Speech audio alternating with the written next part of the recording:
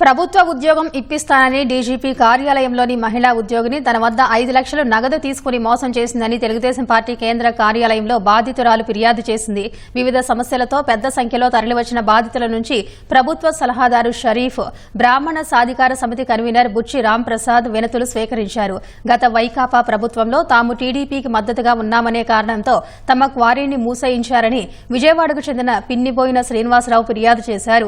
Survey చేసి తమ స్థలానికి హద్దులు నిర్ణయించేలా అధికారుల్ని ఆదేశించాలని అన్నమయ్య జిల్లా రాజంపేటకు పఠాన్ అఫ్రాన్ వినతిపత్రం అందజేశారు. గతంలో జరిగిన భూ సర్వేలో తన స్థలాన్ని తక్కువ చేసి చూపించారని, 1Bలో వేరొకరి పేరు నమోదు చేశారని, వీటిని సరిచేయాలంటూ నెల్లూరు జిల్లా జలదంకి మండలం కేశవరానికి చెందిన కొమ్మినేని నరసింహారావు విజ్ఞప్తి చేశారు. అన్నమయ్య జిల్లా రాజంపేట నుంచి వస్తున్నాను సార్. మా ఇంటి పక్కనే గడ్డి వీధిలో 2 సెంట్ల స్థలము ఎంక్రోచ్మెంట్ చేస్తుంటారు. ఆ సమస్య తీర్చమని ఈ ఆఫీస్ వరకు వచ్చినాను సార్.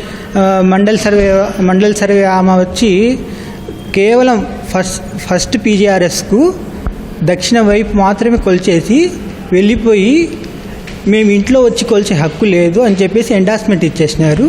సెకండ్ టైం నేను పీజీఆర్ఎస్ నమోదు చేసుకున్న తర్వాత కొలతలు తీసుకున్నారు, కానీ అన్ని కొలతలు రాంగ్ ఇచ్చేసి ఎంత డబ్బు తీసుకున్నారో ఏమో కానీ మొత్తం కొలతలు రాంగ్ ఇచ్చేసి నాకు 5 నెలల నుంచి తిప్పుతానే ఉన్నారు సార్. నేను మా నాన్నగారికి హార్ట్ ఆపరేషన్ వచ్చి హార్ట్లో పెద్ద ఆపరేషన్ జరిగింది. ఓపెన్ హార్ట్ సర్జరీ జరిగింది. ఆ ఓపెన్ హార్ట్ సర్జరీ జరగటం వల్ల 3.5 లక్షలు నేను ఖర్చు పెట్టాను. ఆ ఖర్చు పెట్టింది నేను సీఎం రిలీఫ్ ఫండ్స్లో పెట్టాను. అది అమ్మవారి దయ వల్ల ఈ రోజుకి సాగు